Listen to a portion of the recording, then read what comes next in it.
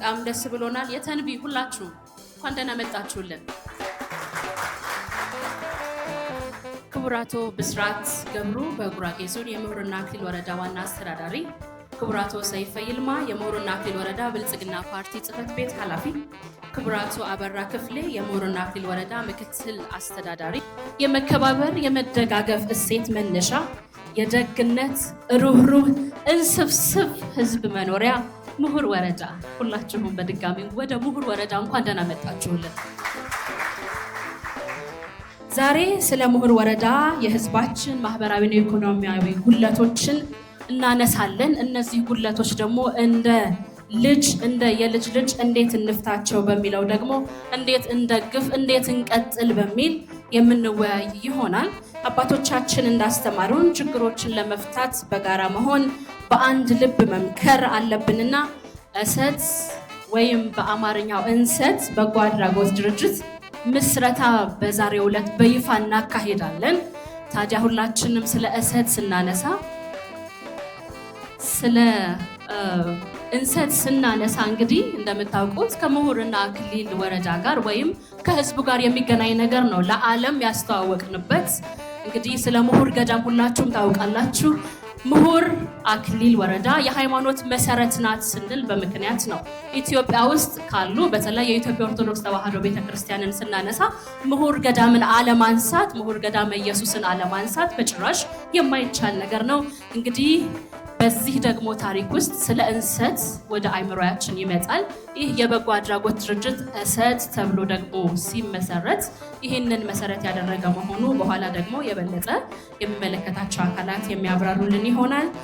ይህንን ምስረታ ለማካሄድ ነውና የመጣ ነው። በድጋሚ እንኳን ደህና መጣችሁልን። የተንቢ በላለድ የምጣ የብሳቢ አሚ ብለናል ሁላችሁም። ከዚህ በመቀጠል እንግዲህ የምሁርና አክሊል ወረዳ ተወላጆች የሆኑ እዚህ በመካከላችን የሀገር ሽማግሌዎች አሉ።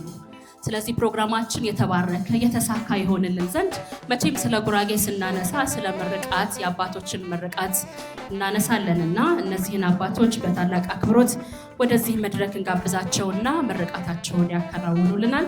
ክቡራቱ ክብሩ መልስ፣ ቢትወደድ ሳህሌ ወልደየስና ሀጂ ነስሩ ኡመርን በታላቅ አክብሮት ወደዚህ መድረክ እንጋብዛለን።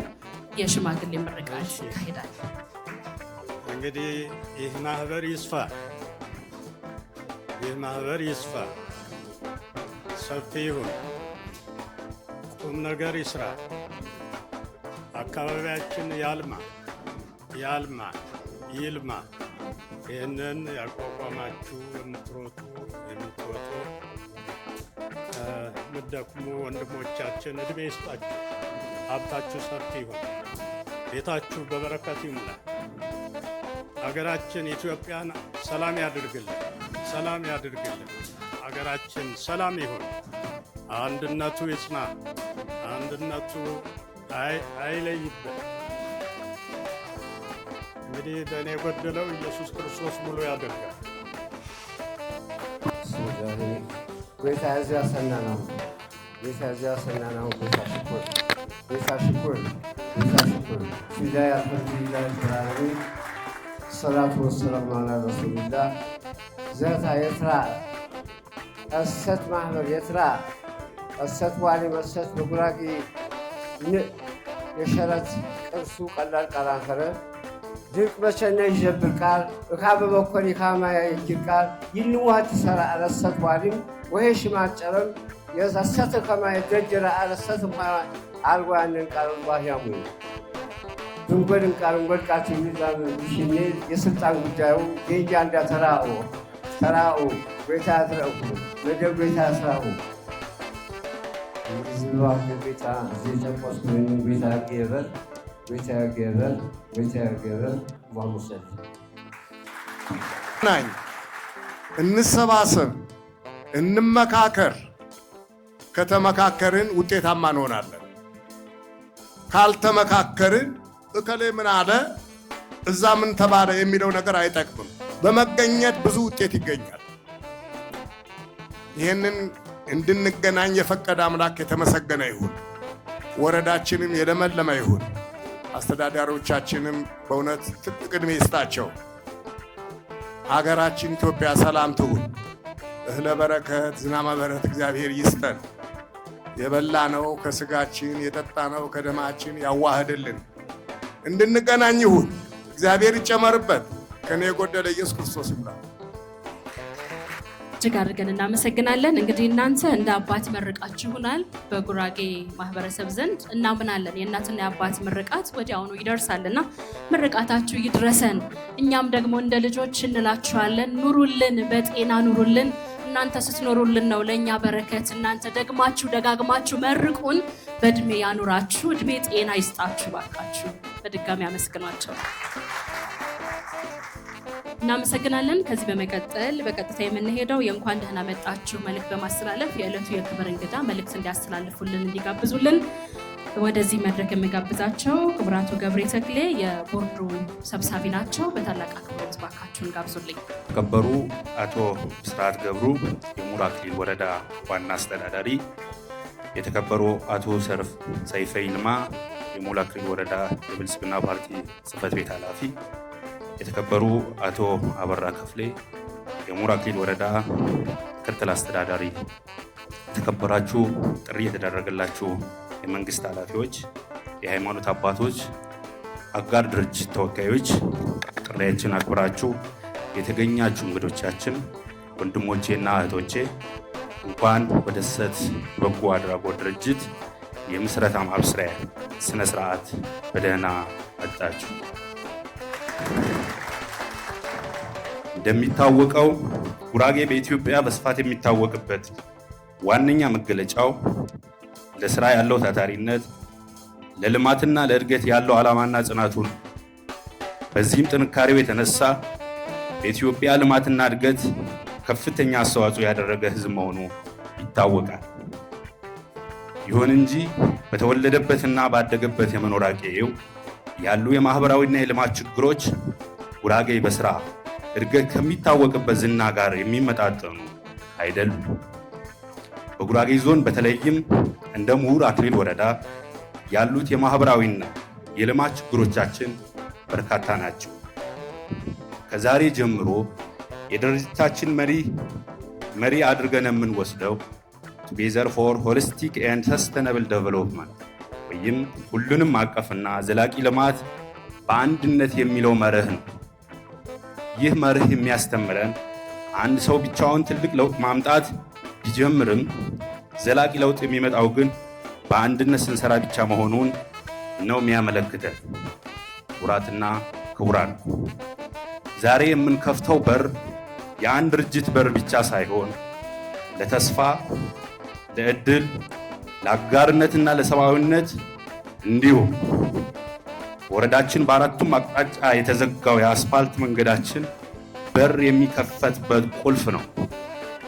የዚህ ድርጅት ስኬት የሚለካው በህንፃዎች በር የሚከፈት ቁልፍ በህንፃዎች ወይም በቁጥሮች ሳይሆን በሚቀየሩ ህይወቶች፣ በሚገኙ ፈገግታዎችና በሚወለዱ ተስፋዎች ይሆናል።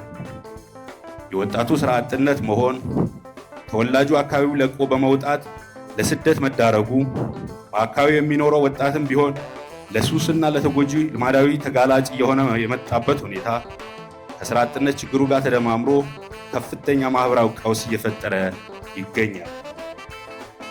በጤናና በትምህርት ዘርፍም እንዲሁ በወረዳው ያሉ የጤና ተቋማት ተደራሽ አለመሆን፣ በሕክምናና በመድኃኒት እጥረት ወባና በመሳሰሉ በቀላሉ ሊድኑ የሚችሉ በሽታዎች የሚሰቃየውና የሚሞተው ወገናችን ቁጥር ከፍተኛ እየሆነ መምጣቱ ወረዳው ልዩ ትኩረት የሚሻው መሆኑ የሚያመላክቱ ናቸው። ዛሬ የተገኛችሁና ይህን ታሪካዊ ጉዞ በመጀመር ላይ ድጋፋችሁ ላደረጋችሁ ቤተሰቦች እጅግ አድርገን እናመሰግናለን። በተለይም ይህንን ራዕይ እውን እንዲሆን ለሰሩት መስራቾች፣ አማካሪዎች፣ ቦርዶች እና በገንዘብና በተለያዩ የቢሮ መሳሪያዎች ድጋፍ ያደረጋችሁልን በተለይም አቶ ብርሃኑ ሳሌ፣ አቶ ሰብስብ ተክሉ፣ አቶ ቱዛዙ ዘውገ፣ አቶ ደምስ ጌታ እና ሌሎችም በስም ያልጠቀስናችሁ በገንዘብ በአይነት በእውቀት የደገፋችሁን ቤተሰቦች ልባዊ ምስጋናችንን እናቀርባለን። በድጋሚ እንኳን ደህና መጣችሁ፣ እንኳን ደስ አላችሁ። እግዚአብሔር ኢትዮጵያን ይባርክ፣ የእሰት በጎ አድራጎት ድርጅትንም ይባርክልን። እጅግ አድርጌ አመሰግናለሁ። በመቀጠል የዕለቱ የክብር እንግዳ የሆኑት የወረዳችን ዋና አስተዳዳሪ ክቡር አቶ ብስራት ገብሩ ይህንን ትልቅ ፕሮግራም ንግግር እንዲያደርጉልን በታላቅ አክብሮት ጋብዛለሁ። አመሰግናለሁ። እጅግ አድርጌ አመሰግናለሁ። ከሁሉ አስቀድሜ የተከበሩ ገብሬ ተክሌ የእሰት በጎ አድራጎት ድርጅት የቦርድ ሰብሳቢ፣ የተከበራችሁ የቦርድ አባላት፣ የተከበሩ አቶ ሰይፈ ይልማ የሞራ ክልል ወረዳ የመንግስት ዋና ተጠሪ፣ የተከበሩ አበራ ክፍሌ የሞራ ክልል ወረዳ ምክትል አስተዳዳሪ፣ በማህበራዊ ዘርፍ ከጥራት ጋር በተለይ በትምህርት መስክ ጥራት ያለው ትምህርት ለዜጎቻችን ተወዳዳሪ እና የሚተኩ ሀገራችን ኢትዮጵያን በትልቁ የሚደግፉ በዓለም አቀፍ መድረክም ለዓለም የሚጠቅም ሀሳብ እና ውጤትን መገለጫቸው ያደረጉ እንደ ቀድሞ ጀግና የሞራ ክልል ተወላጆች መልካም አሻራ ያሉ ዜጎችን በትምህርት ላይ ትልቅ ስራ ይሰራል። ሁለተኛ ደግሞ የስራ ባህላችን ማሻሻል ይህንን በጎ አድራጎት ድርጅት ትልቁ ድርሻ ይወጣል ተብሎ ይጠበቃል። በአጠቃላይ ይህንን በጎ አድራጎት ድርጅት ወደ ስራ እንዲገባ በሀሳብ፣ በእውቀት፣ በገንዘብ በተለያየ መንገድ ስተክል የነበራችሁ አካላት በሞራ ክልል ወረዳ አስተዳደርና በራሴ ስም እጅግ አድርጌ አመሰግናለሁ። ፈጣሪ አምላክ ከእኛ ጋር ይሁን። እንደሰማሁት ከሆነ ስራ ላይም ዞኑ ላይ ካሉ በጣም ጠንካራ ጎበዝ ወረዳውን ለመለወጥ ለህብረተሰቡ እሳቸውም እንደገለጹት ለሞሮና ክልል ወረዳ ብቻ አይደለም ተሻግረውም ለጉራጌ ዞን ደግሞም እንደገና እንደ ክልል ደግሞም አልፈው እንደ ሀገር ብዙ ለማድረግ ቀን ከሌት 7 ቀን 24 ሰዓት የሚሰሩ አመራር እንደሆኑ ሰምተናልና በጣም ልባችን ይሞቃል። እንደዚህ አይነት ጠንካራ አመራሮች ጉራጌ ዞን ላይ እንዳሉ ስንሰማ በድጋሚ እጅግ አድርጌ አመሰግናለሁ። እንደተወላጅ በጣም ደስ ስለኛል። አዎ የዚህ የትልቅ ዓላማ ያዘለ ትልቅ ዓላማን ያነገበ እንደ ሀገር የምንጠብቀው ለማህበረሰባችን ብቻ ሳይሆን አስተዳዳሪ እንደገለጹት እንደ ሀገር ሊያኮራን የተዘጋጀ አሁን ስራ ጀምሯል ማለት አንችልም። በነገራችን ላይ ቀድሞ ስራዎች ተጀምረዋል። አሁን ግን በይፋ ምስረታውን ለማካሄድ ወደ ተዘጋጀ ነው የእሰት የበጎ አድራጎት ድርጅት የምስረታን አስመልክቶ የተዘጋጀ ኬክ አለ። ወደዛው እንሄዳለን። ዓለም አሁን የደረሰበት ወይም ደረስኩበት እያለ ያለው የእንሰትን ጥቅም ያኔ ድሮ በረከታቸው ይደርብንና አቡነ ዜና ማርቆስ አግኝተውታል። ሴቶች መብት የሚሉትን ነገር ሳያውቁት ከ300 ዓመታት በፊት ጀግኒት የቃቄ ውርድወት ጠነሰሰችው፣ ተገበረችው፣ ለዛሬ መሰረት አደረገችው። በቀጥታ ወደ የኬክ ቆረሳው እንሄዳለን። ይህንን የኬክ ቆረሳ የሚያደርጉልን ደግሞ ወደዚህ በታላቅ አክብሮት እንጠራለን። ኬክ ቆረሳውን እንዲያካሄዱልን ወደዚህ ስንጠራቸው አንድ ላይ ሰብሰብ ብለው ይመጡልናል። እንግዲህ የምስረታ በዓልም አይደለም እጅብ አድርገን በጋራ ሆነን ነው የምንቆርጠውና ኬኩን የምንቆርሰው። ስለዚህ ሁላቸውም ወደዚህ ስጠራቸው ትመጡልኛላችሁ። ክቡራቶ ብስራት ገብሩ የዞኑ አስተዳዳሪ፣ ክቡራቶ ሰይፈ ይልማ የዞኑ ብልጽግና ፓርቲ ጽሕፈት ቤት ኃላፊ፣ ክቡራቶ ገብሬ ተክሌ የቦርዱ ሰብሳቢ፣ እንደዚሁም ክቡራቶ ግዛው ቢረዳ፣ ክቡራቶ ፋንታዬ ተክሌ የሀገር ሽማግሌዎች የመረቃችሁን አባቶቻችን፣ ክቡራቶ ክብሩ መልስ፣ ቢትወደድ ሳህሌ ወልደየስ፣ ሀጂ ነስሩ ኡመር፣ እንደዚሁም ደግሞ ሴቶችን የቃቄ ውርድወትን ደግሞ በመወከል ወይዘሮ ጊዜሽ ወርቅ ተሰማ ወደዚህ መድረክ መጥታችሁ ሁላችሁም በጋራ ኬኩን እንድትቆርሱ እንጋብዛችኋለን።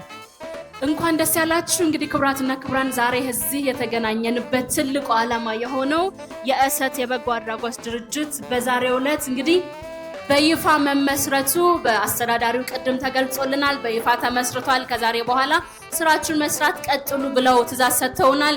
እንኳን ደስ ያላችሁ። እስቲ የት አለ ደስታችሁ? ቸብ ቸብ ቸብ ቸብ ቸብ ቸብ ቸብ ይደረጋል ኬክ ሲቆረስ። እንኳን ደስ ያላችሁ ሁላችሁም። ይሄ ትልቅ ዓላማን ያነገበ በተለይ ለነገው ትውልድ ተስፋን የሚሰጥ እጅግ ደስ የሚል መተሳሰብ፣ መደጋገፍ፣ በጋራ መልማትን ከአባቶቻችን የወረስን የምናስቀጥል መሆኑን ደግሞ የሚያሳይ ትልቅ ዓላማ ያዘለ የበጎ አድራጎት ነውና እንግዲህ በዛሬው ዕለት በይፋ ምስረታ የተካሄደው የበጎ አድራጎት ድርጅት ማን ነው? እሰት። እንኳን ደስ ያላችሁ። ምግባችን ያጠነከረን ለዚህ ያደረሰን አይምሮያችንን ብሩህ ያደረገልን ሰውነታችንን ጠንካራ ያደረገልን 724 ስንሰራ የማንደክም ለዓለም የሥራ ተምሳሌት እንድንሆን ጠንካራ ጉልበት የሰጠን ምግባችን ማን ነው? በኩራት እሰት ነው። ከእሰት የምናገኘው ቆጮ ደግሞ በኩራት የምንመገበው ምግባችን ነው።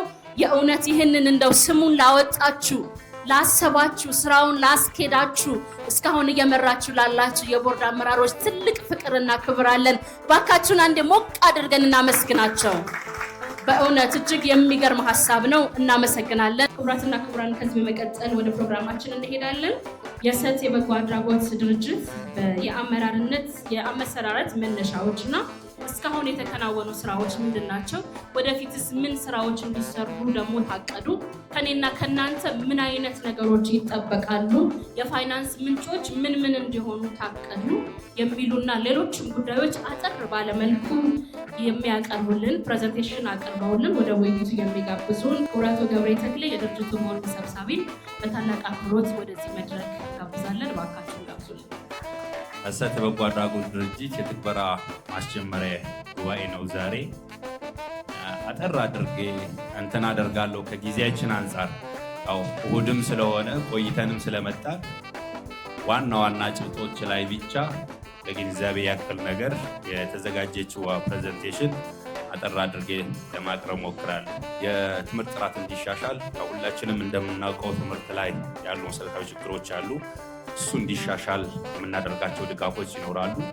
በጤናው ዘርፍ ላይ የሚታዩ ችግሮች ደረጃ በደረጃ የሚቃለሉበት ነገር እሱም ድጋፍ ማድረግ ስራ ይሰራል። ሌላ በመንገድና ማጓጓዣ አገልግሎቶች ላይ ችግሮችን ከባለድርሻ አካላት ጋር በማድረግ የሚፈቱበት መፍትሄ ያፈላልጋል። እሰት በጉራጌ ዞን በሙርና አክሊል ወረዳ በመገራን ቀበሌ የጎበት የሚባል መንደር ላይ የተገኘ ተክል ነው። ይሄ ተክል ደግሞ ሰዎቻችን እናውቀው እንችላለን፣ ላናውቀው እንችላለን። ይሄ በረከት ለጉራጌ ወይም ለሙራ አክሊል ወረዳ ብቻ የተሰጠ በረከት ሳይሆን አሁን ባለንበት ለዓለምም ለኢትዮጵያም የተረፈ ትልቅ ገጸ በረከት ነው። ስለዚህ ይሄ አፈታሪክ አይደለም፣ የተጻፈ ማስረጃ አለ። በስፋት ደግሞ በዚህ ተክል ላይ ሰፊ የምርምር ስራዎች ከዩኒቨርሲቲዎች ጋር ከኮሌጆች ጋር ከወረዳ አስተዳደር ጋር ይህን ተቋም በስፋት የሚሄድበት ይሆናል። ምናልባት ቡና ላይ የነበረ ጭቅጭቅ የምታውቁት ነው የሚሆነው። ለእናንተ ማስረዳት አያስፈልግም። ቡና የተገኘ ማን አገኘው፣ እንዴት ተገኘ፣ ተመሳሳይ ታሪክ ያለው እንትን ነው። እሰት ላይ ቡና ላይ አፈታሪክ ነው። ይሄኛው ግን የተጻፈ ታሪክ አለ። ፊት መድረክ መሪዋ ስታስተዋውቅ በነበረችው መልክ እዛ አካባቢ ላይ የተጻፈውን ጽሑፍ በደንብ ከተነበበ ከተገኘ እሰት ትልቅ በረከታችን ትልቅ ገጽታችን ስለሆነ በጎ አድራጎት ድርጅታችንም እሰትን መነሻ አድርገን ብንሄድ አንደኛ እሰት በቤተ ጉራጌ በሁሉም አካባቢ ላይ መጠሪያ ስሙ ተመሳሳይ እሰት ነው። ስለዚህ ስያሜው እንኳን ብናነሳ ሁሉም አካባቢ ላይ በቀላሉ ሊያዝ የሚችል ሊነበብ የሚችል የሚሰጠው ጥቅም ደግሞ ከምናነሳው ከምንዘረዝረው በላይ ስለሆነ እዚህም ላይ ያነሳናቸው ነገሮች አሉ።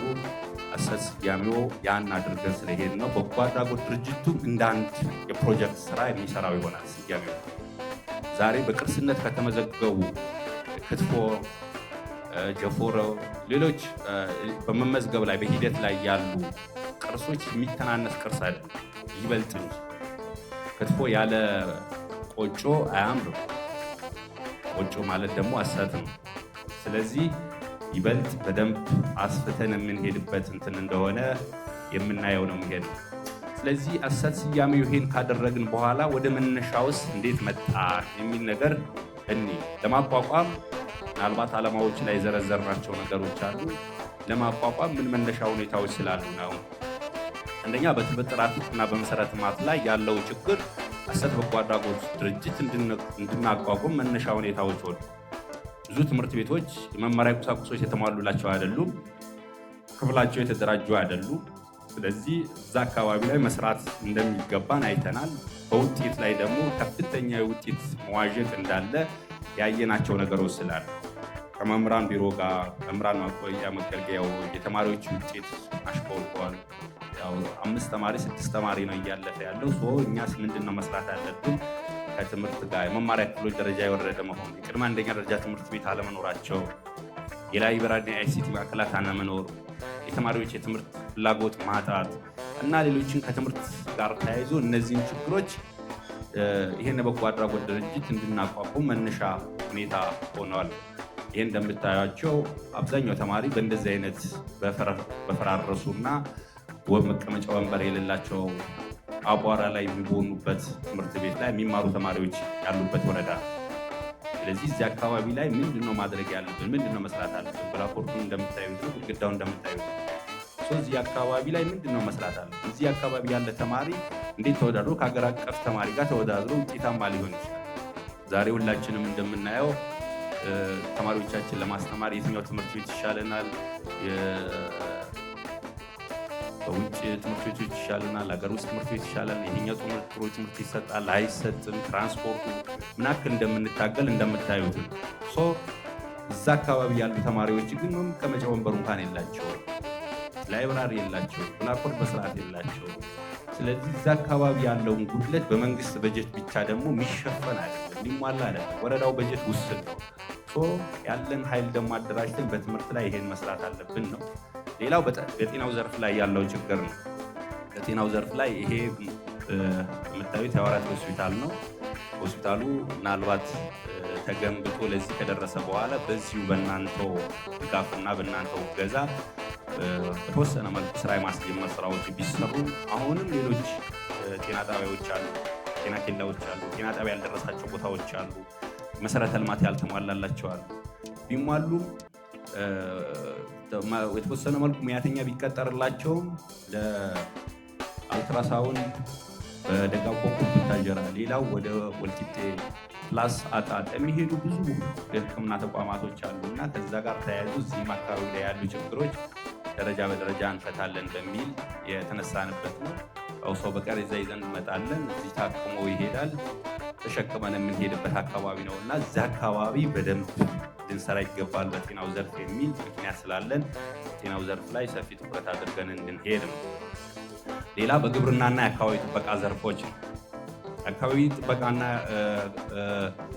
በግብርናና በአካባቢ ጥበቃ ላይ የአሰራረት የእንስሳት እርባታ በበቂ መልኩ አለመዘመን፣ ሰብልና እንስሳት የሚያጠቁ በሽታዎች በስፋት መኖራቸው፣ የደንና የአካባቢ ጥበቃ በተመለከተ ሰፊ ተግዳሮቶች አሉ። የአፈር መሸርሸር፣ የደንና የወንዞች መመናመን ያመጣው ጣጣ ቢያንስ ዝም ብለን ቆመን ማየት የለብን። ቢያንስ የተወለድንበት ቄ ነው፣ አካባቢያችን ነው፣ ምንድነው ማድረግ ያለብን የሚል ስለያዝን ነው። ዛሬም በ21ኛው ሴንቸሪ ያው በማረሻ ነው እየቆፈርን ያለ።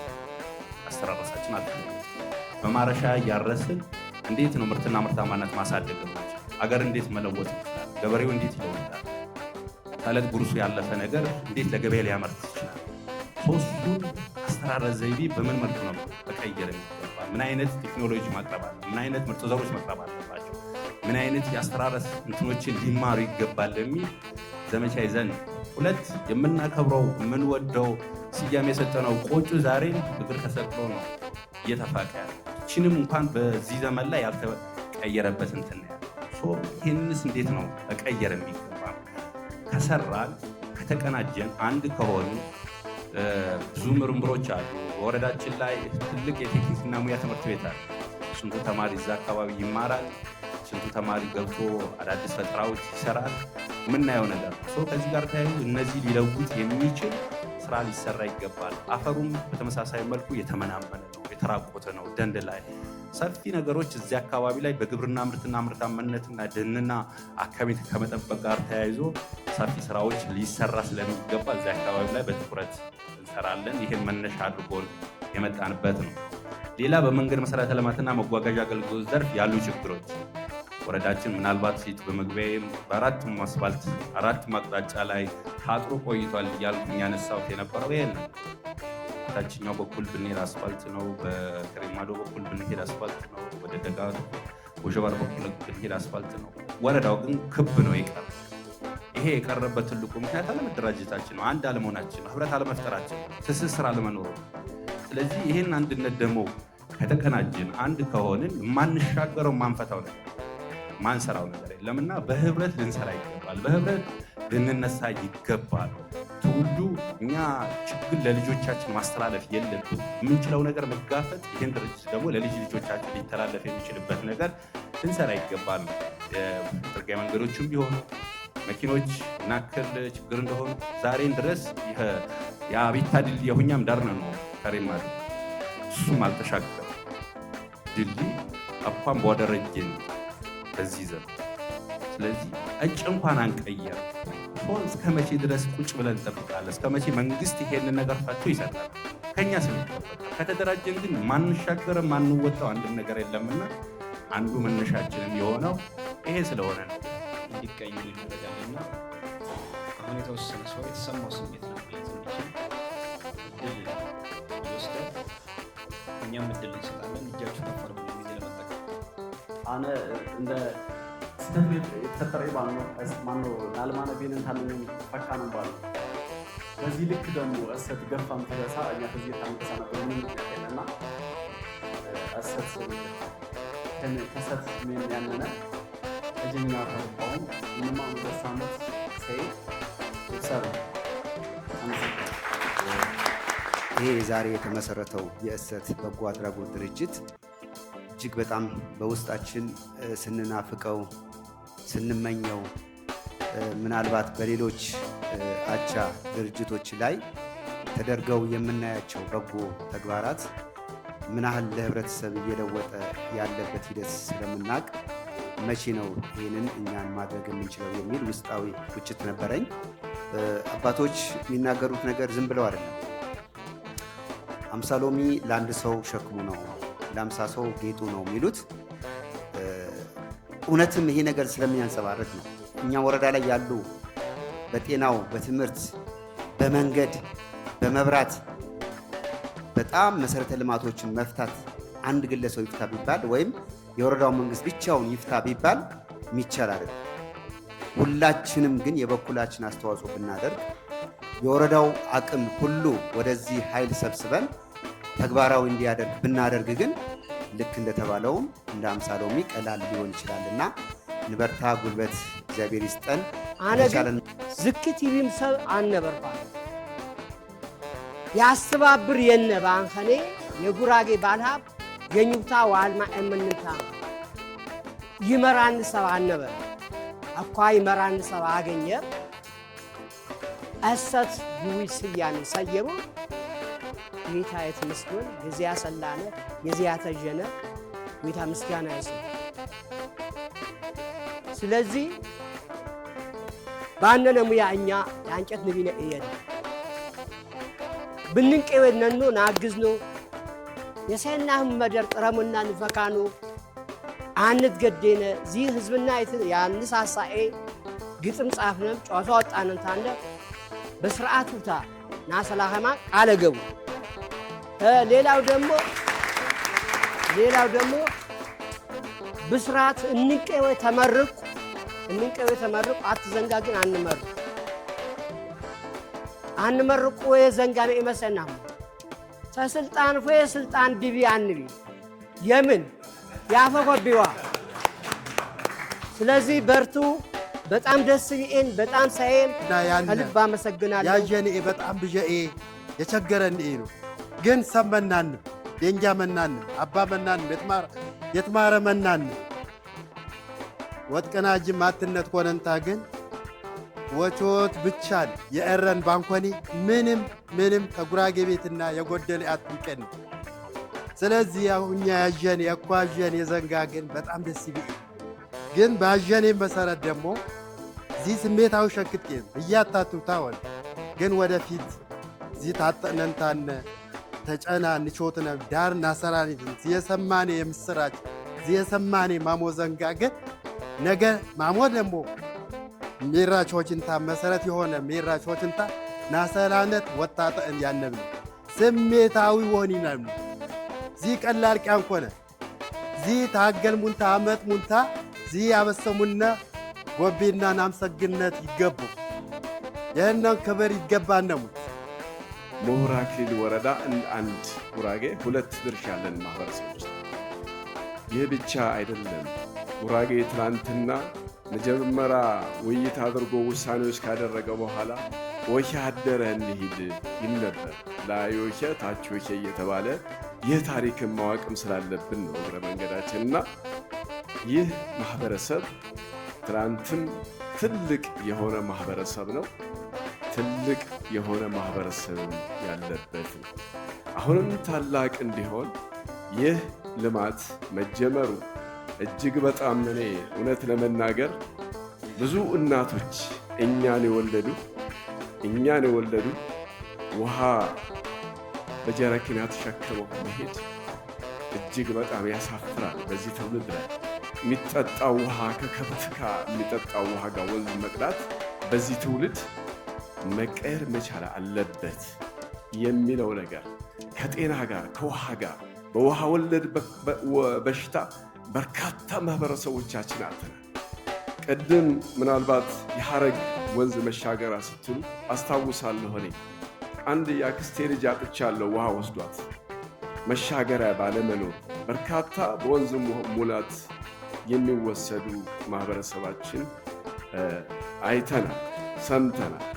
እነዚህና በርካታ ችግሮች እንደ አይነት ቅንጅት እንደ አይነት መተሳሰር ቢፈጠር መቅረፍ የምንችላቸው ከትምህርት ጋር በተያያዘ ቅድም የተጠቀሱት በአጠቃላይ ልማታዊ ስራዎች ችግሮች ቀርፈን ለተሻለ ታሪክ ያለው ህዝብ ለተሻለ ታሪክ ማሻገር የምንችልበት አቅም ፈጥረናል ብዬ ነው የማስበው። የቦርድ ሰብሳቢውና በቦርድ አባላት ውስጥ ያሉ ሰዎች ደግሞ ወጣቶች ሲመጡ ሳይ በጣም ደስ ብሎኛል። ግን ከዚህ በላይ እጅግ በጣም ብዙ ወጣቶች አሉ፣ አቅም ያላቸው ወጣቶች አሉ፣ በኢኮኖሚ ተማሩ አሉ። ሁሉም ዩኒቨርሲቲዎች ማለት በሚቻልበት ደረጃ በምሁርና አክሊል ወረዳ የወጣ እኛም ደርሰን ያስተማርናቸው ከእኛም በፊት ተምረው የወጡ እጅግ በጣም ብዙ በንግድ ዓለም ያሉ በምሁር አክሊል ወረዳ የተፈጠሩ በጣም ብዙ ነጋዴዎች፣ መንግስት ሰራተኞች፣ ኤክስፐርቶች፣ የሕክምና ባለሙያዎች፣ ባንከሮች በጣም ብዙ ሰዎች አሉ። ፊት ለፊቱ ያለ ገጽታ ነው የምሁር አክሊል ህዝብ የፊት ለፊት ገጽታው እንጂ የጀርባ ገጽታው የሚሆነው የሚሰራው ስራ ነው። እንደ ሁለት አይነት ህዝብ መቀመጥ ያለበት አይመስለኝም። አንድ ህዝብ ነው። ሁላችንም መውሰድ ያለብን አንድ ህዝብ እንደሆነ ነው። ምሁር አክሊል የሚለይ የሚነጠል ማንነት የሌለው ግለሰቦች የራሳቸው የአቅም ማነስ ይሄ ነው የምደግመው። ትላንትም ስታገልበት የነበረ የአቅም ማነስ ያለባቸው ግለሰቦች ለራሳቸው ጥቅም ለመቆየት በሚፈልጉት መቆፈሪያ ይለያዩት ካልሆነ በስተቀር የሚለይ ህዝብ በፍጹም ታሪክ ልትለየው የምትችል ህዝብ አለ። ይሄ ማወቅ መቻል ያለብን። ከዛ በተረፈ ወደዚህ ወደ እሰት ስመጣ እሰት ልንደግፈው የግድ ይለናል። የህልውና ጉዳይም ስለሆነ የህልውና ጉዳይ እሰት የህልውና ጉዳይ አንዳንዶቹ ቅድም እንደ ጋበር ጅማር የጌቶም በጣም በስፋት ይሄዳል ማለት ነው። እኛ ትንሽ ዘግይተናል የሚል ነገር አለኝ ከዚህ ረገድ። ነገር ግን ስራዎች ቆሟል በሚያስብል ደረጃ አልነበረም። ስለዚህ ይሄንን በደንብ ወስደን ተቆጭተን መስራት መቻል አለብን። ትልቁ እኔ ያለውም ክፍተት ይሄ መጓተቱን ጭምር የሚያስቀር ይመስለኛል። አንዱ ኪሳራችን የኋላ ቀርነት ምንጭ እየሆነ ያለው መጓተት እየፈጠረብን ያለው ሰዎች እስካለሙ ድረስ ሰዎች እስካልተሻሻሉ ድረስ በኋላ ቀር አስተሳሰብ ይጠመዳሉ። ስለዚህ እሱንም ጭምር የሚያስቀርብ አንዳንዴ አንድ እግር ወደ ኋላ ሲሄድ መልሶ ወደ ኋላ የሚጎትቱ ወደ ኋላ ሲሄድ መልሶ አንድ እግር ወደ ኋላ የሚጎትቱ ደግሞ አካላቶች አሉ። ይህን አስተሳሰብ የሚሰብር ነው የዚህ መድረክ መፈጠር። ለእኛ ከሌሎቹ የተለየ ትርጉም አለው። ለእኛ ወረዳ ማለት ነው የተለየ ትርጉም አለው። ቅድም ሲባል የነበረው ያው አንዳንዱ በክፍተት ሊመስለኝ አይችልም። ምሁር አክሊል አትበሉ፣ ምሁርና አክሊል በሉ። አንዱ ክስተት እሱ ነው። እኔ አንዳንድ ሚዲያዎች አንዳንድ ሰዎች ታወሩ እንዲህ መሆን መቻል የለበትም። ዛሬ ምናልባት የትብብር ቫልዩን ባለመረዳት የሚመነጩ የጎጥ አስተሳሰቦችን ማስቀረት መቻል አለብን። አይጠቅመንም። ስለማይጠቅመን ከዚህ ነው የሚጀምረው ክስተቱ እና በዛ ረገድ ወስደን ማየት መቻል አለብን። ቅድም ያው ገብሬ ተክሌ በጣም ጥሩ ነገር ወረዳችን ሲያገለግል የነበረ ምሁር ነው። ዛሬ ላይ በሰፊ ሁኔታ ላይ ሰፋ ባሉ ሁኔታዎች በዚህ መልኩ ሊያግዙን የሚችሉ እውነት ለመናገር ታጋዮች ያለበት ወረዳ አይዶኖ ችግር የወለደው ይሆናል አላውቅም። የምሁር አክሊል ወረዳ የሰርቶ ወጣ ሰው በጣም ጠንካራ ነው የሚሆነው። ባርጤ መመልከት ትችላላችሁ። ይሞግታል ባለው አጋጣሚ ሁሉ ማለት ነው። የትኛውም አጋጣሚ ምክንያቱም የተለየ ፍላጎት የለውም። ማህበረሰቡ እንዲጠቀም ከማሰባል ባሻገር ሌላ ፍላጎት የለውም ማለት ነው። ነን ገቨርንመንት ኦርጋናይዜሽን በጣም ትልቅ ሆኖ ሊንቀሳቀስ የሚችል ነገር ነው። ምክንያቱም እስከዛሬ ድረስ እንግዲህ ምሁር አክሊል እንደምታዩት ብዙ ሰዎች ይንቀሳቀሱ ነበር በራሳቸው በግላቸው እንደ ኤንጂኦ ሆነው። ያ ደግሞ አስቸጋሪ ነው። ያው በህብረት ሆኖ መስራት ስለማይቻል ትልልቅ ነገሮች ሊሰሩ ያልቻሉት ለዛ ይመስለኛልና መጀመሪያ እኔ ቦርዱንም ጠይቀው ትክክለኛ የሆነ ፕሮፌሽናል ሰው እንዴት ለመቅጠር አስባችኋል ወይ? እዛ ላይ ምንድነው ያደረጋችሁት? በጣም የሚያስፈልገው ኤንጂኦ ፕሮፌሽናል ሰው መቀጠር አለበት። ከዛ በኋላ ገንዘቡን የሚያመጣው ያ ሰው ነው። ቅድም ወንድሜ ከዛ ጋር ለጠየቀው ጥያቄ በጣም ትክክለ ግዴታ ጉራጌ መሆን የለበትም። ፕሮፌሽናል ኤንጂኦ ላይ የሰሩ ሰዎች እሱ ላይ ነው ትልቅ ስራ መስራት ያለባችሁ። ፕሮፌሽናል ሰዎችን ሲቀጥሩ እውቀት የተመረኮዘ ሆኖ ኤንጂኦ ላይ ብዙ የሰራ ሰው ቢሆን ጥሩ ነው ብዬ ነው ማስበው። ሁለተኛ ባላገር የሚገኙት ወንድም እህቶቻችን ላይ እነሱ ትልቅ ፋይዳ ሊሰሩ ይችላሉ ብዬ ነው ማስበው። ምክንያቱም ትልቁ ስራ ኤንጂኦ ላይ ሜምበር አባል የሚሆኑ ሰዎችን መመልመል ነው። ሜምበር ለማድረግ ግዴታ አንደኛ እንደውም የህዝብ ቆጠራችንንም ትልቅ ያደርገዋል ብዬ ነው ማስበው። ምን ያህል ምሁር አክሊል ምን ያህል ትልቅ ህዝብ እንደሆነና ትልቅ ስራ እንደተሰራ ያመጣል ብዬ አስባለሁ። ከዛ ደግሞ ፈቃደኞችን እዚህ ላይ ሊሳተፉ የሚችሉት በተለያየ ፕሮፌሽን ሊሳተፉ የሚችሉ ፈቃደኛ ሰዎችን ገንዘብ ማሰባሰቢያ 4 ቁጥርም ከኢትዮጵያ ቴሌኮሙኒኬሽን መውሰድ ይቻላል። እንደገና ደግሞ የፔመንት ጌትዌይ ላይ የሚሳተፉ በተለይ በጣም ለመምረጥ በጣም መጠንቀቅ ያለባችሁ ብዬ ነው ማስበው። በተረፈ በጣም በፈቃደኝነት ብዙ ዶክመንት ለመስጠትም ምንም እዚህ ላይ በጣም ትልቅ ስራ ሰርቻለሁና ፈቃደኛ ነኝ። አመሰግናለሁ። አሁን ሁላችንም ወደ አንድ መሰባሰብ ያለብን ይመስለኛል። እኔ ትልቁ ስጋቴ እሱ ነው። ሁልጊዜ ወደ አንድነት እንመጣና እንደገና ወደ መንደር እንገባለን። በእርግጥ ወደ መንደር መግባታችን አልጎዳንም። ብዙ ልማቶች ተሰርተዋል፣ ትምህርት ቤቶች ተሰርተዋል፣ መንገዶች ተሰርተዋል፣ ብዙ ጤና ጣቢያዎች ተሰርተዋል። ብዙ አልጎዳንም፣ ግን ወደ አንድነት ግን አያመጣንም። እሱ የጋራው ስራ ላይ ደግሞ ድክመት እያሳየን ነው እስከዛሬ ድረስ የመጣ ነው። አሁን ወደ ጋራው ስራ የጋራ የምንሰራው ስራ ላይ ነው የመጣ ነው። ይሄ እንግዲህ እንዴት ነው የምንተባበረው? መናገር ብቻ አይደለም፣ ነገ በተግባር እንዴት እንገኛለን ብሎ ማሰብ ያስፈልጋል። በተለይ ወጣቶቹ አሁን ጥሩ ወጣት አለን፣ እግዚአብሔር ይመስገን። ዛሬ የምናያችሁ መልካም ሰዎች፣ የተማራችሁ ብዙ መስራት የምትችሉ በእውቀት፣ በጉልበት፣ በኢኮኖሚ በተለያየ መንገድ አካባቢያችሁን ልታግዙ የምትችሉ ወጣት ወንድሞቻችን ልጆቻችን አላችሁ። ለዚህ ነገር በጋራ መቆም በደንብ ያስፈልጋል። አሁን ወደ አንድነት ካልመጣን በጋራ ካልሰራን ዛሬ ጊዜው እንደሱ ነው የሚጠይቀው። መንደርተኛ መሆኑን አያዋጣንም፣ አያስኬደን፣ እዛው ነው የሚያስቀረን። በጋራ ከሰራን ነው ከመንግስት ጋር ተባብረን በጎ ስራ መልካም ስራ መስራት የምንችለው፣ የመንግስት ድጋፍ የምናገኘው፣ የኤንጂኦም ሆነ የውጭ እርዳታም ልናገኝ የምንችለው ህብረታችንን አጠናክረን የጋራው ስራ ላይ ሁላችንም በአንድነት ከሰራን ከመጣን ከተባበርን ይሄ ነገር ተግባራዊ ማድረግ እንችላለን። አለበለዚያ ዛሬ አውርተን ነገ ስንጠራ የማንመጣ ከሆነ ደግሞ ከንቱ ነው። ቦርዱ ብቻውን ተአምር አይሰራም።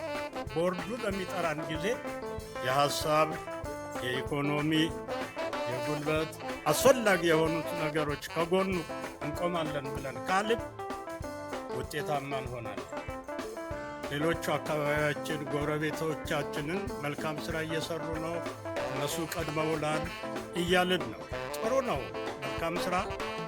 ይሄ እንግዲህ እየሰራን እየተንቀሳቀስን የእነሱን እንትን የምንወስድ ከሆነ ይሄ መንፈሳዊ ቅናት ነው። ቁጭ ብለን ግን የምናወራ ከሆነ ምቀኝነት ነው። ስለዚህ መልካም ስራ የጀመሩ መልካም ስራቸውን እኛ ወስደን ደግሞ ከነሱ የተሻለ ለመስራት ከቻልን ደግሞ በጣም ጎበዞች ነው እና እንበርታ። አሁን ጊዜያችሁን ብዙ አልወስድም። ብዙ ልናገር ካልን ብዙ ጊዜ ማጥፋት ይሆናልና እንበርታ፣ በጣም እንተባበር። ዛሬ ጥሩ ወረዳ አለ። ወረዳችን በእውነት ለልማት ኃይለኛ እንቅስቃሴ እያደረገ ነው። እግዚአብሔር ይመስገን። ዛሬ በአቶ ብስራት ገብሩ ሰብሳቢነት የሚመራ የወረዳችን ስብስብ የልማት አካል ነው። በእውነት የሚያስተባብር ነው።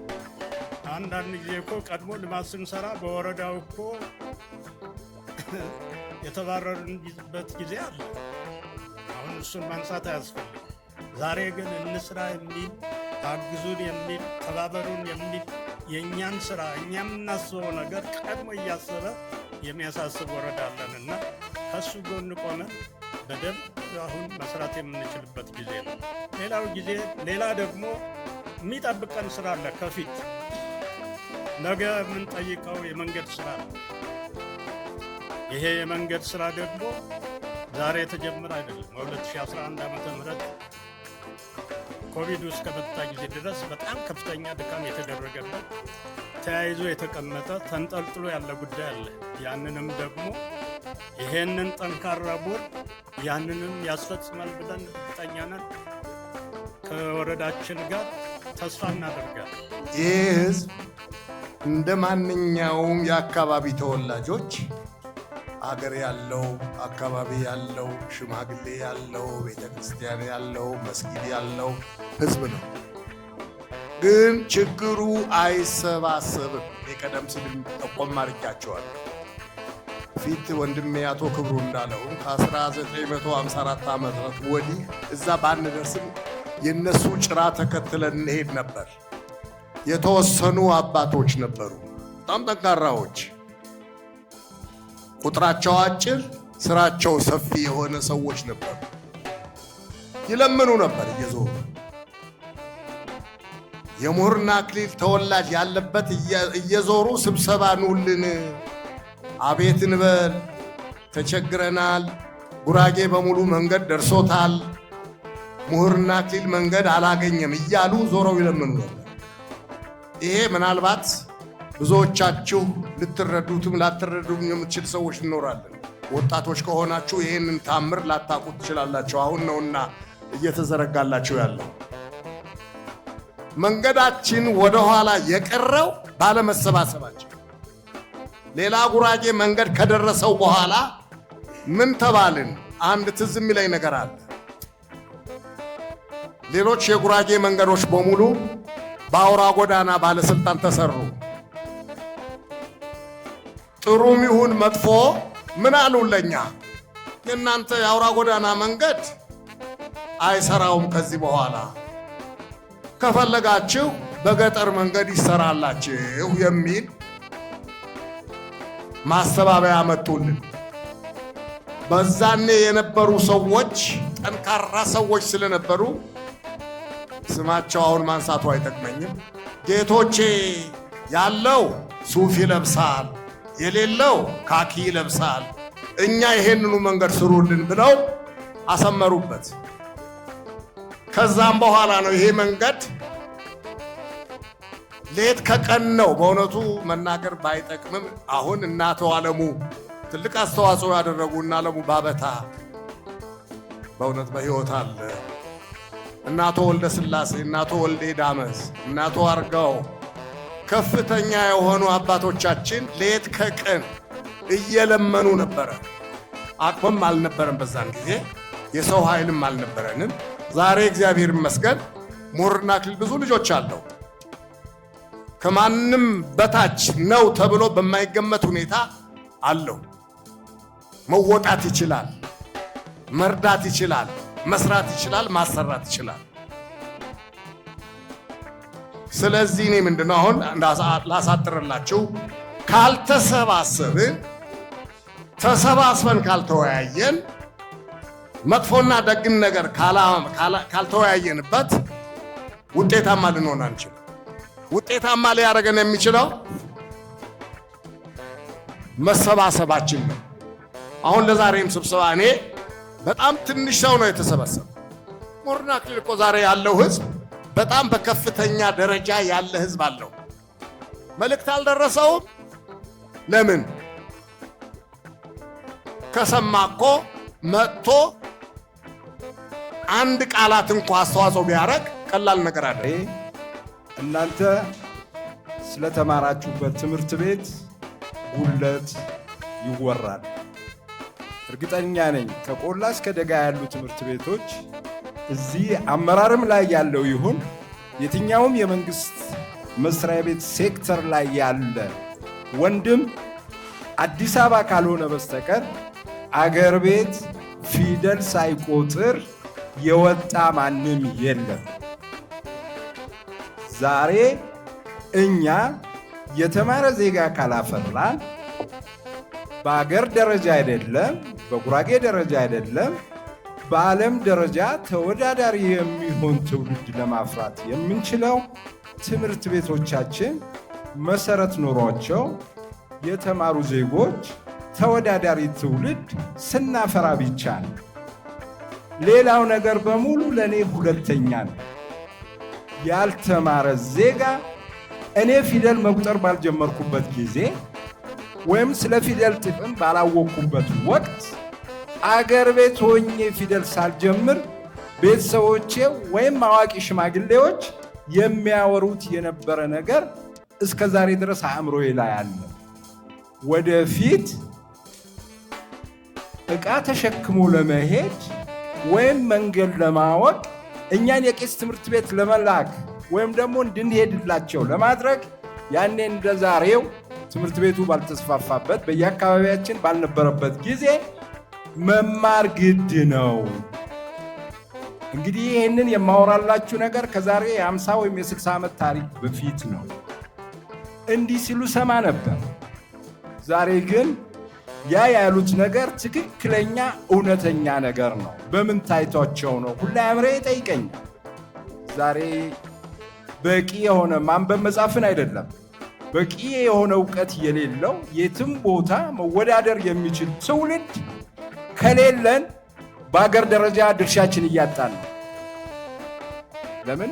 ዕውቀት ያለው ትውልድ ነው ወደፊት የትም ቦታ አሸናፊ ሆኖ የሚወጣው። በቂ ዕውቀት እኮ ያለው ዜጋ ዛሬ አሜሪካን ናሳ ውስጥ ገብቶ እኮ የሚወዳደር የጉራጌም የኢትዮጵያም ልጅ አለ። ናሳ ዝም ብሎ ወይም አሜሪካ ዝም ብሎ አይደለም የተቀበለችው። በቂ የሆነ ወይም ለዛ ቦታ የተስተካከለ ወይም በቂ የሆነ ዕውቀት ያለው ስለሆነ ነው። ለዛች ሀገር ወይም ለዛች ምርምር ይጠቅመናል ብለው ስላሉ ነው። በስም የምንጠቅሳቸው በህይወት ይኑሩም አይኑሩም ባናውቅም ወንድሞቻችን እንዳሉ እናውቃለን በደንብ። በግንባር የምናውቃቸው ወንድሞቻችን ወይም ደግሞ በእንትን የነበሩ ወንድሞቻችን ዛሬ ግን እዛ ገብተው ልናያቸው ስማቸው እናውቀዋለን እንጂ ልናውቃቸው አልቻልንም። ለምን? በዝግ ቤት ውስጥ ተይዘው ነው የሚኖሩት። ሌላው ይጠቀምባቸው። በአገር ደረጃስ መንግስት ለምን እናማለን? በቂ ዕውቀት ከሌለን እንዴት ነው በመንግስት ተሳትፎ ላይ ገብተን መወዳደርና ማሸነፍ ካልቻልን በመንግስት አመራርም ላይ መቀመጥ አይቻልም። ወደፊት የበለጠ ደግሞ ዕውቀት ያለው መሰረት ያለው አመራር ነው የሚፈለገው።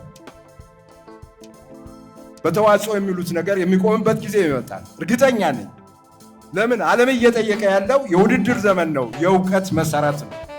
ስለዚህ ዛሬ እናንተ ፊደል ቆጥራችሁ የወጣችሁበት ትምህርት ቤቶች እያንዳንዳችሁ ለምን ጉለት ይኖራል? የመምህራን ጥረት እንዳለ እናውቃለን። እያንዳንዱ ትምህርት ቤቶች ካጠና ጀምሮ ዛሬ እስከ ግንብ ትምህርት ቤት ተገንብቷል። ብዙ ትምህርት ቤት የትም ጉራጌ ዞን አይደለም። እኔ እርግጠኛ ነኝ በትምህርት ቤት ያገነባብ እንትን ላይ መላ ኢትዮጵያ ብንዞር ሙርና አክሊል ወረዳ ያሉ ትምህርት ቤት የግንባታ ችግር አይደለም ያለባቸው፣ የአመራር የመምህራን ችግር ነው ያለባቸው።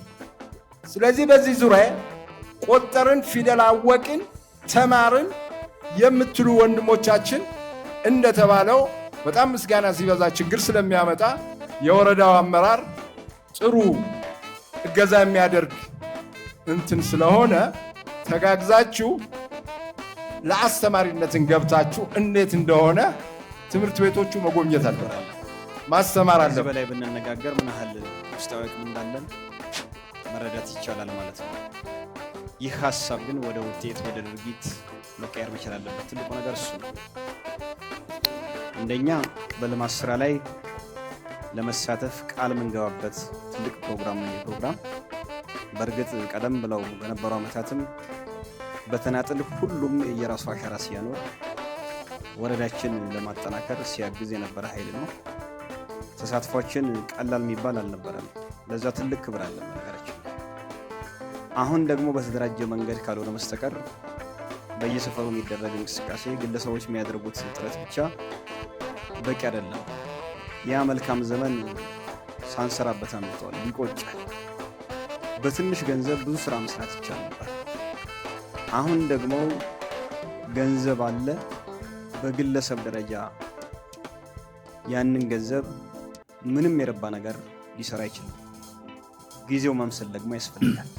በጣም መሰረት አድርጎም በዘላቂ በሆነ መንገድ ይህንን የምናቋቁመው ድርጅት ዛሬ ተቋቁሞ 2 ዓመት 3 ዓመት ስራ ሰርቶ ገቢ የለውም እና ቆሟል በሚባል ሳይሆን ባለቤቶቹ ራሳቸው የሚያቋቁሙት ችግሩ ይመለከተኛል፣ ጉዳዩ ይመለከተኛል የሚሉ ሰዎች የገቢ ምንጭ እንዲሆኑ ነው የታሰበው። ብዙ ጊዜ እነዚህ በለጋሾች በዶነርስ የሚቋቋሙ ኤንጂኦዎች ወጣ ገባ ነው የሚሆኑት። የፕሮግራማቸው በዛ የተመሰረተ ነው የሚሆነው። ያ ይኖረናል፣ ግን በዋናነት ገቢ ምንጩ ታሳቢ የተደረገው የገቢ ምንጭ ሆኖ ያሰብነው አባላት ነው። አባላቶች በተለያየ አይነት መከፋፈል ነው ያሰብነው። አባላቱ ከታች ካለው ምናልባት ታች ዝቅተኛ ስራ ከሚሰራው ጀምሮ እስከ ላይ ባለው አቅም ያለው ሰው በሚመጥን መልኩ አባል ይሆናል። ቁጥሩ ቀላል አይሆንም። ቁጥሩ በጣም ብዙ ነው የሚሆነው በዚህ መልኩ ስንሄድበት። ይህንን ደግሞ ተቋም ያሰብነው እኛ አዲስ አበባና እንደ ወረዳው ላይ ብቻ ይሆናል ብለን አይደለም። አጠቃላይ በአገር አቀፍ ደረጃ ዲያስፖራውን ጨምሮ የራሱ የሆነ የገቢ አሰባሰብ አደረጃጀቶች ታሳቢ ባደረገ መልኩ ነው የምንሄደው። በየቦታው በትልቅ ከተሞች ላይ ንዑስ የሆኑ የአመራሮች የቦርዱ አመራሮች ይኖራሉ። የገንዘብ አሰባሰቡም በጣም ዘመናዊ በሆነ የአደረጃጀት የሚመራ ነው የሚሆነው። እንደምታውቁት ተቆጣጣሪ አካል አለው። እያንዳንዱ 70 ሳንቲም እንዴት መጣ ለምን ሆነ የሚል አካልም ስለሚኖር የገንዘብ አሰባሰቡን ጥንቃቄ በተሞላበት መልኩ በሁሉም እንትን ለማድረግ ነው ያሰብነው እና ይህንን አባላቶች ቅድም እንዳልነው አባላቱ በድርጅት ደረጃ ይኖረናል፣ በግለሰብ ደረጃ ይኖረናል። በተለይ ድርጅቶች አካባቢ የሚታሰቡ እዛ ላይ የምናስባቸው ገቢዎች በጣም ትልቅ ይሆናሉ ብለን ነው የምናስበው። ምክንያቱም ድርጅቶች ብዙ ጊዜ ትልቅ ድርጅቶች በተለይ ማህበራዊ ኃላፊነታቸው ከመወጣት አንጻር በአመት ውስጥ ከሚኖራቸው ገቢ ያንን መድበው ነው የሚንቀሳቀሱት። ይሄንን አሁን ይሄ ተቋም ስራ ከጀመረበት ጀምሮ ይሄ ታሳቢ እንዲያደርጉት ነው የምናደርገው ማለት ነው። እድሮች አሉ። እድሮች በየአመቱ አባል ሆነው በጣም ብዙ እድሮች አሉ። በየቦታው አካባቢው ተወላጆች ያቋቋሟቸው እድሮች አሉ እና እነዛ እድሮችም የዚህ አባል እንዲሆኑ ነው የምናደርጋቸው። ትልቅ ተቋሞች አሉ። ከዛ ውጭ ደግሞ ባለሀብቶች አሉ። ባለሀብቶች በጣም የሚቆረቆሩ አሁን እንኳን ለዚህ ስራ ይህንን ፕሮግራም ለማዘጋጀት ያው የሚያስፈልገው ገንዘብ ይታወቃልና በጣም አርአያ የሚሆኑ ወንድሞቻችን አሉ። ምናልባት እስካሁንም በግላችሁ በየቦታው በጣም ብዙ ሚሊዮን ገንዘብ እያወጣችሁ ስራዎች የምትሰሩ ወንድሞቻችን አሉላችሁና ይሄ በተጨማሪ ይሄ ሲመጣ ደግሞ ይሄ ተቋምን በዘላቂነት ስራዎች የሚያስባቸው ነገሮች ስራ ከመስራት አንጻር ሳሰለችሁ ታግዙናላችሁ የሚል ተስፋ ሰንቀን ነው እየሄድን ያለን። እንደተባለው ሰው በሙያው በጣም ብዙ ነገር እያበረከተ ነው ያለው። ቅድም ፋንትሽ እንዳነሳው አሁን በተለይ ባለው ሁኔታ ለምሳሌ ስትራቴጂ የሚሰሩ ወንድሞቻችን እዛ አካባቢ ያሉ ዶክተሮች የተለያየ ቦታ ላይ ከፍተኛ የሆነ ኃላፊነት ደረጃ ያሉ ምናልባት ያ ስትራቴጂ ቢሰራ 5 ሚሊዮን 4 ሚሊዮን ሊሰረግ የሚችል ነገር በነፃ ነው እየተሰራ ያለው። የዚህ ተቋም ማንዋሎች የሚያስፈልጉ ማንዋሎች ለማዘጋጀት ቢሰራ በባለሙያ በጣም ብዙ ገንዘብ የሚያስፈልገው ነገር በዚሁ ባለው ራሱ ከአባላቱ እየተሰራ ነው ያለው እና እነዚህ ነገሮች እንደቀላል ስለማይታዩ የገቢ ምንጫችን በቋሚነት ይኖራል ተብሎ ነው የሚታሰበው። ይሄንንም ምናልባት አሁን ፎርሙም ይዞርላቸዋል። የምናስበው የሁሉንም አቅም ባማከለ መልኩ እንዲሆን ነው ያሰብነው። ለምሳሌ ወርሃዊ መዋጮ ከ150 ብር ጀምሮ ቅድም እንዳልኩት ከ150 ብር ጀምሮ ከ25 ሺህ ብርና ከዛ በላይ በሚሆን መልኩ በአማራጭ አስቀምጠን ለቀጣይ ትልቁ መድረካችን ሁላችንም ጥሪ እናስተላልፋለን። ገንዘብ ደግሞ መሰብሰብ ካለብን እንሰበስባለን፣ የሀብት ምንጭ እናመጣለን እና ሁላችንም እዚህ ያለነው አካላት ኮሚቴ ተደርገን የተመረጥን መሆኑ ከወዲሁ እንድትይዙልን እንፈልጋለን። ለዚህ መቼም ፈቃደኞች ናችሁ አይደል? ሁላችንም ኮሚቴዎች ነን አይደል? በምን እናረጋግጣለን? ቅድም ክቡር አስተዳዳሪው ሲገልጹ ሁሉም የምሁር ተወላጅ የዚህ ድርጅት አባል መሆን አለበት ብለዋል። እንደው የምሁር አክሊል ወረዳ ተወላጅ ያልሆነ ጉራጌ የሆነ በጉራጌነቱ የሚኮራ እንደኔ አይነት ሰውስ አባል መሆን ይችላል ወይ? እንደው ከተቻለ ፍቀዱልኝና አባካችሁን የመጀመሪያ አባል አድርጉኝ። እኔን እጅግ ደስ እያለን አባል ሆናለሁ። የአባልነት ግዴታዬም አሁኑኑ ዛሬውኑ በተዘጋጀ ፎርም ላይ ሞልቼ እሄዳለሁ ማለት ነው። በዚህ መሰረት ሁላችንም ከዛሬ የሚጠበቅብን አንደኛው በእሰት የበጎ አድራጎት ድርጅት ማቋቋሚያ ላይ የአንድ ጊዜ ክፍያ አለ። ይህንን ክፍያ ዛሬ ሁላችንም እንከፍላለን። ቅድም ተነግሯል ስንት እንደሆነ። የአንድ ጊዜ ክፍያው ስንት ነው? በፍላጎት ደስ ይላል በጣም። ስለዚህ አሁን እሱን እንጀምራለን አንደኛ። ሁለተኛው ደግሞ ለእሰት የበጎ አድራጎት ድርጅት በየወሩ የሚከፈል አሁን እዚህ ጋር ነው ጨዋታው። ሁላችንም በየወሩ መቼም ያቅማችንን ሁላችንም ገቢ እናገኛለን። እግዚአብሔር ይመስገን መርጦ ጉራጌ ስላደረገን ክብሩን ይውሰድ። ጉራጌዎች ነን፣ ስራ እንሰራለን፣ ወተን እንገባለን። ሁሉም ያቅሙን ይሰራል። የማይሰራም ተማሪም ሁሉም ካለ መዋጮ ያደርጋል። በፈቃደኝነት በልበ ሙሉነት ደስ በመሰኘት መዋጮ ያደርጋል። መዋጮዎቹ ከ150 ብር ጀምሮ እስከ 25 ሺህ ብር ድረስ አለ። ይሄ በየወሩ የሚደረገው ነው፣ የዛሬን አይደለም፣ በየወሩ የምናካሄደው። ስለዚህ ሁላችንም ለምሳሌ የዛሬ ወር 150 የቻለ 150፣ 25 ሺህ የቻለ 25 ሺህ ይከፍላል ማለት ነው።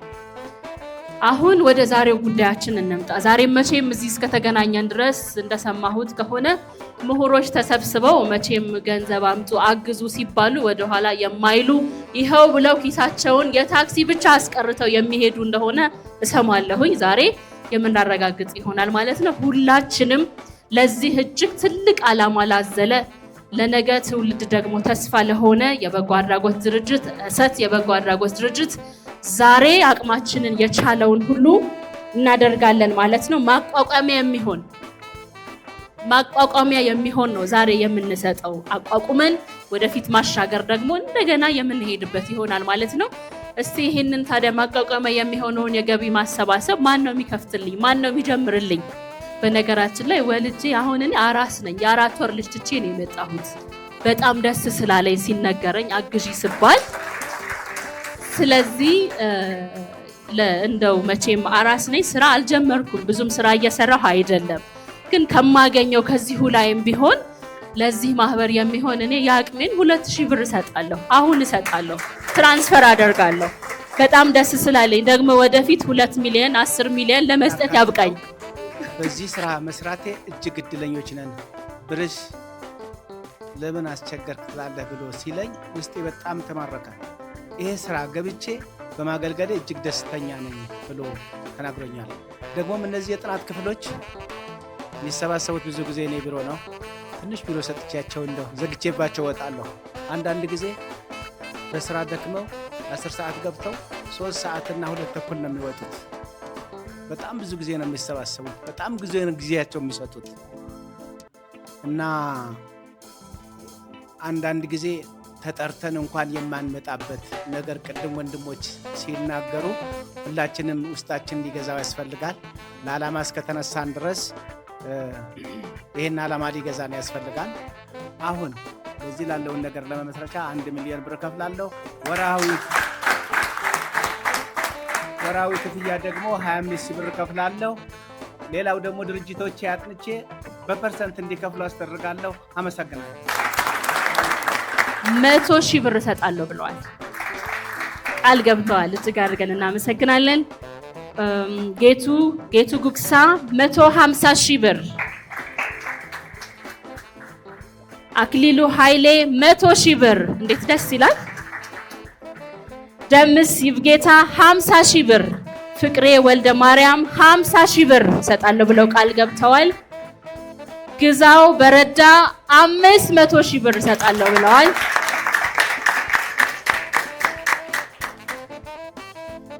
ምን አይነት ደግ ህዝብ ነው ምሁርና አክሊል! ግን ስትሰጡ አትሰስቱም። በጣም ደስ ትላላችሁ። በእውነት በወጣ ይተካ፣ ፈጣሪ ይስጣችሁ።